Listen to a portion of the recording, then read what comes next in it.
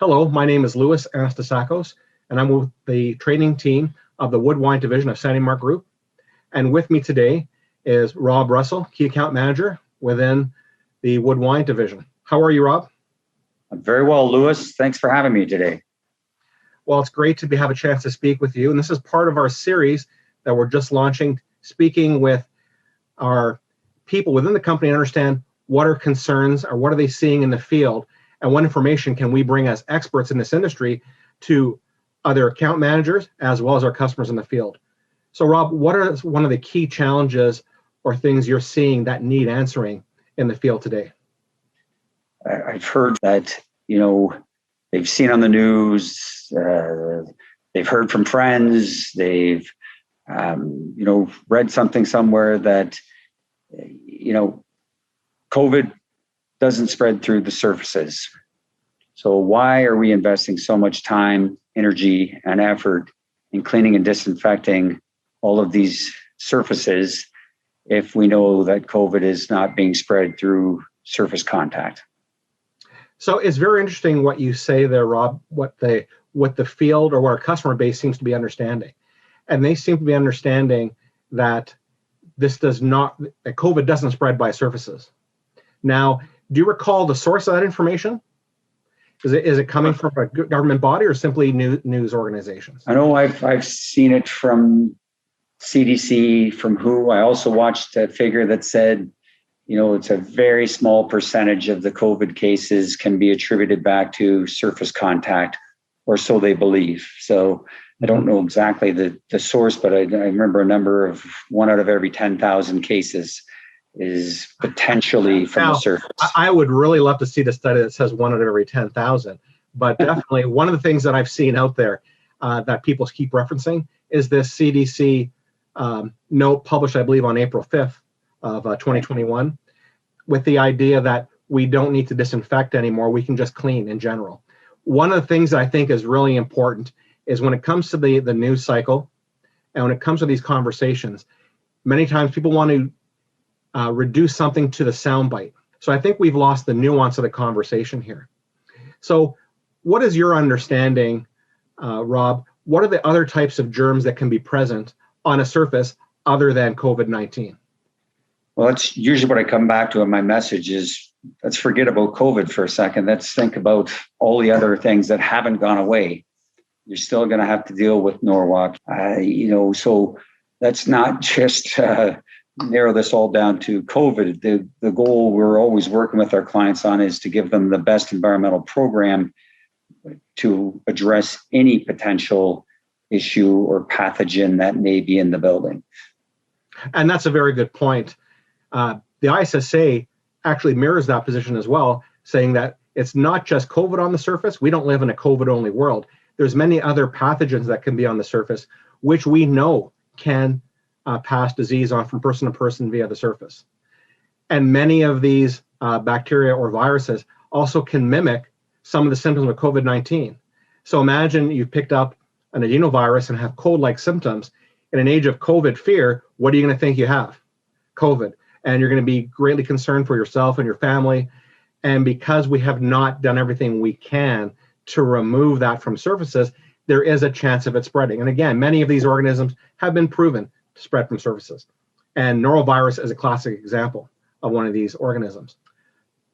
Another really important factor is, do you think all consumers have actually read the CDC document? I think it's always a challenge. Depends on the person, obviously, but I would say people are not reading all the documents. And many news articles, by the way, again, they're just going through very broad strokes, and they're not intending their article to be guidance for environmental services managers how to keep people healthy, right? But sometimes that's the way the article is interpreted. But if you take the time to read the CDC document, they don't say stop disinfecting.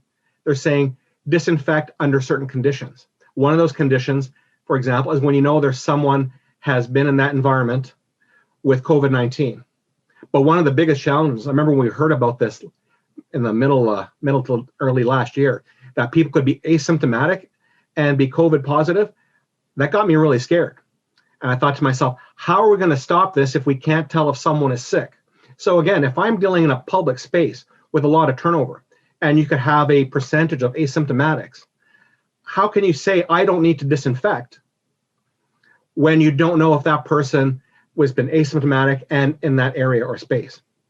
And let's put aside the secondary situation where people may have known that they've been exposed to COVID, may have symptoms, but for whatever reason, they decide they still have to interact in our community. So to say we never have to disinfect really does not do it justice in understanding the nuance. Are our customers doing once a day disinfecting?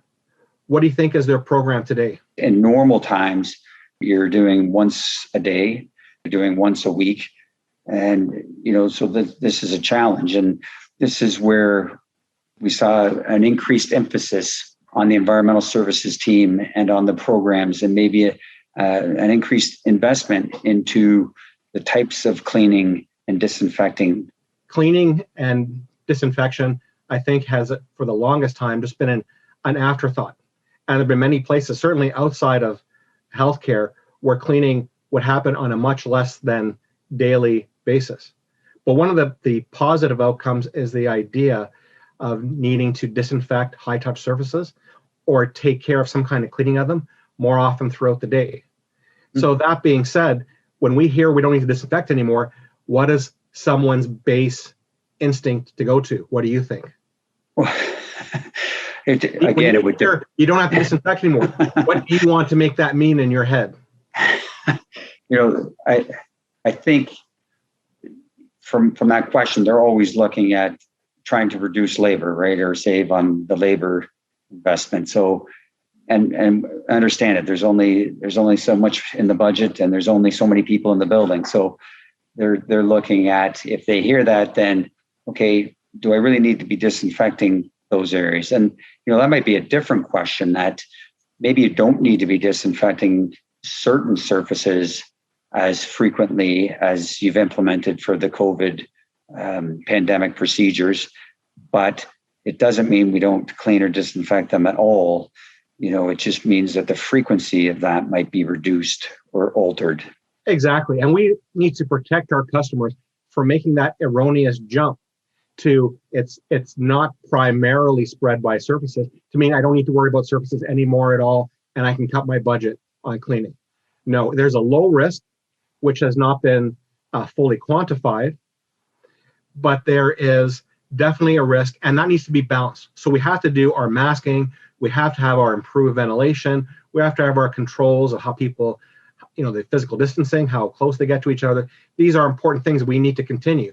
But if we eliminate the surface cleaning and disinfection, we are leaving a risk behind, and a risk that we can address at a relatively low cost method. So what is your understanding with their customers? What do they think of COVID? Do they think COVID is simply one disease that showed up at the beginning of 2020, or do they recognize it's changing? I think the vast majority of our clients are for sure very knowledgeable. They understand there is new concerns, and another soundbite, but their questions now are coming up about, what about the variants? How has that impacted what we should be doing? And so that'd be my question. Has the variants changed what the CDC put out back in April? This April 5th document put out by the CDC is based on information that they developed weeks or months before the publication. And we've seen since that time new variants emerge, where everyone is talking about, will these new variants make our vaccines ineffective?